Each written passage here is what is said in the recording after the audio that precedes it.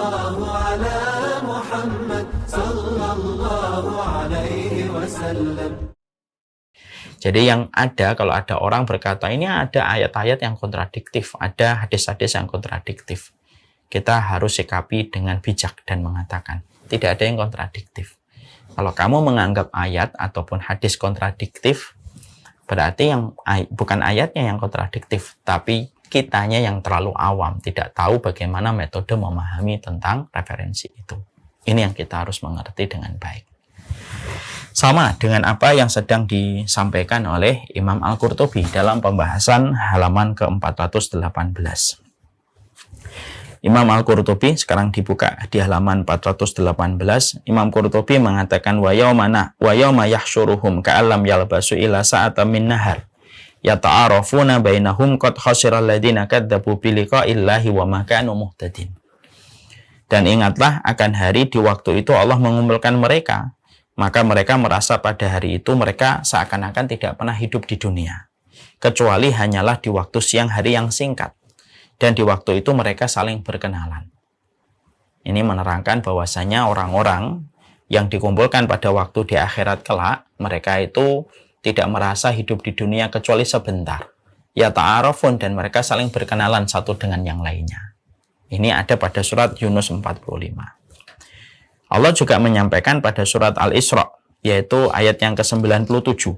Pada ayat yang ke-97, Allah menyampaikan pada surat Al-Isra, wa may yahdillahu fahuwal muhtad wa may yudlil falan tajida lahum awliya min dunihi wa nahsyuruhum yaumal qiyamati ala wujuhihim umyaw wa bukma wa summa ma'wahum jahannam kullama khabat zidnahum sa'ira.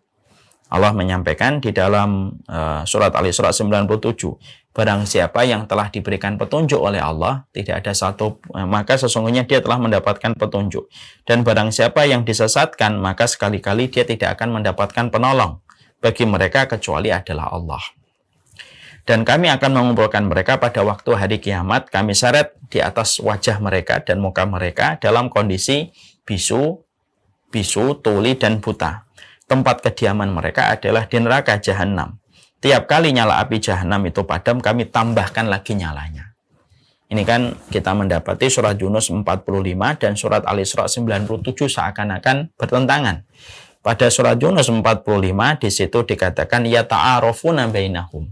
Sesungguhnya orang-orang pada waktu nanti di akhirat, orang-orang kafir, mereka itu saling mengenali satu dengan yang lainnya, dan di situ nanti ada pembicaraan.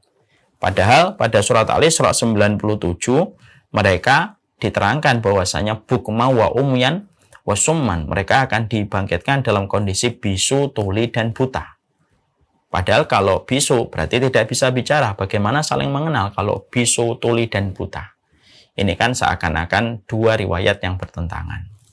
Kita juga mendapati pada surat Yasin ayat yang ke-52. Qalu ya wailana man ba'asana min marqatina hadza ma wada'ana ar-rahman wa sadaqal mursalun.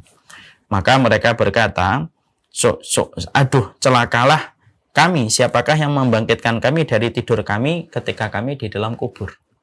Ini kan seakan-akan bertentangan juga di dalam surat Al-Isra 97 yang tadi kita dapatkan. Padahal harusnya kan bisu tidak bisa mengatakan apa-apa. Tetapi ketika pada surat Yasin dikatakan ya wailana man ba'asana min marqatina. Siapa yang membangkitkan kami dari tempat kuburan kami, di tempat yang begitu luar biasa menegangkan dan menakutkan ini. Maka disitulah akhirnya kita menjumpai dan kita mendapati ini ayat-ayat yang tampaknya secara sekilas, merupakan ayat yang tampaknya kontradiktif antara satu ayat dengan ayat yang lainnya. Dan Imam Al-Qurtubi, beliau menjawab supaya tidak menjadi syubhat, supaya tidak menjadi samar-samar, karena fungsinya ilmu adalah memberikan penerang, supaya tidak ada yang samar. Maka beliau menjawab bagaimana menjawab ayat-ayat ini. Antara surat Yunus 45, di mana Allah menerangkan orang-orang kafir saling berkenalan, dengan surat Al-Isra 97 ketika Allah menerangkan orang kafir itu dalam kondisi bisu, tuli, dan buta, dan menerangkan tentang surat Yasin ayat yang ke-52 ketika orang-orang di dalam dibangkitkan itu mereka berkata Ya wailana man ba'asana min marqadina, siapa yang membangkitkan kami ya dari tempat tidur kami, yaitu di dalam kubur. Nah, itu yang kita harus paham.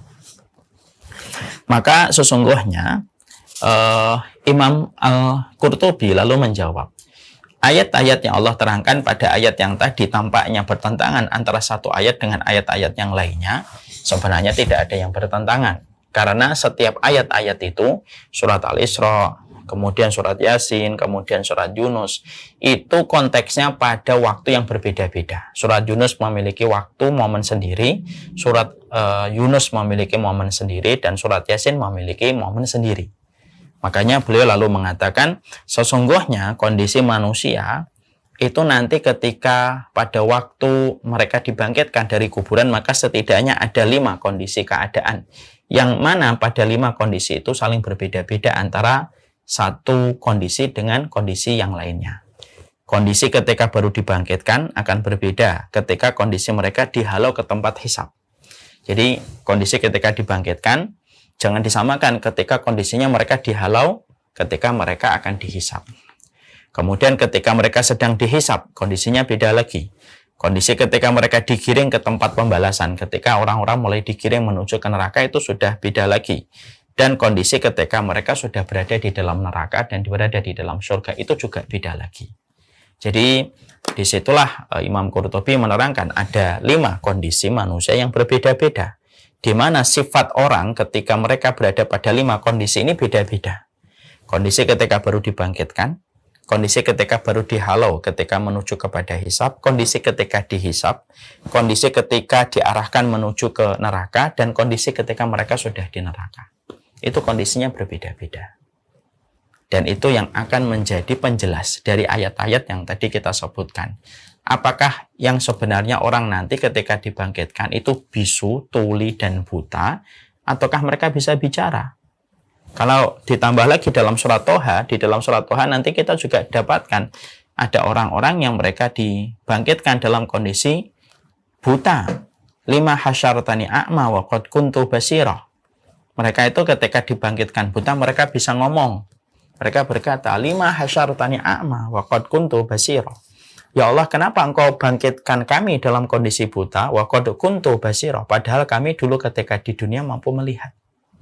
Nah, ini kan harus kita dudukkan semuanya, supaya kita paham, supaya kita mengerti, supaya kalau nanti tiba-tiba kita mendapati ada suara-suara syubhat yang menerangkan bahwasanya ada kontradiksi di dalam ayat, terutama ketika menerangkan hari kiamat dan kejadian pada waktu hari kiamat, kita mampu menjawabnya dengan ilmu. Karena ilmu merupakan obat dari getirnya kebodohan dan keawaman kita. Maka Imam Qurtubi lalu menerangkan kepada kita bahwasanya manusia itu diterangkan ketika dibangkitkan dari kubur, sesungguhnya orang kafir pada saat itu sempurna panca indera dan maupun anggota tubuhnya. Makanya ketika ketika orang kafir baru dibangkitkan dari kuburnya, mereka itu sempurna. Mereka sempurna matanya, mereka sempurna telinganya, mereka sempurna anggota tubuhnya. Jadi Imam Qurtubi menerangkan siapapun manusia, orang kafir sekalipun, apalagi orang mukmin, orang kafir sekalipun ketika dibangkitkan dalam kondisi yang lengkap. Karena mereka belum menuju ke neraka. Mereka kondisinya lengkap. Siapapun yang terbunuh, dimutasi, ataupun dalam kondisi parah pembunuhan yang menimpa kepadanya, nasallallahu salamah wal afiyah, maka separah apapun kondisi yang dia jumpai ketika mati, maka walaupun dia juga orang kafir, pas ketika dibangkitkan, mereka dibangkitkan dalam kondisi sempurna. Artinya matanya, telinganya, anggota tubuhnya lengkap, tidak ada yang tertinggal. Walaupun mungkin ketika hidup di dunia tidak ketahuan jasad antara anggota tubuh dengan anggota tubuh yang lainnya, tapi disatukan kembali oleh Allah.